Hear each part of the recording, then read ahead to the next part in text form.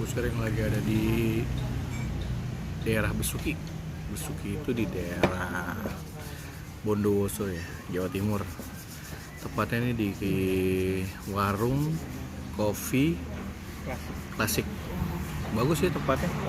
Jadi kalau lo mau ke Bali nih, itu ngelewatin Bondowoso dulu kan ya. Dan itu di pinggir laut.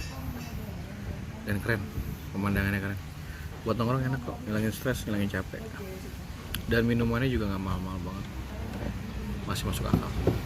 Yuk, kita lihat aja. Ini dia nih, tim gue yang mau ke Bali, mau survei. Gimana Gus? Perjalanan gimana Gus? Melelahkan tapi nikmat ya Gus? Luar biasa, luar biasa. Pong, gimana tadi Pong perjalanan Pong?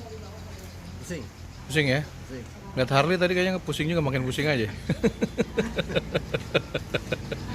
Apalagi ngeliat Jando. Ting, gimana Ting? Tadi lo kayak seharian nyetir mulu dari tadi lo. Nyetir Ipung tapi bukan lo nyetir. Ini dia nih, senang banget mau ke Bali, Nora. Oke, kita lanjut ya.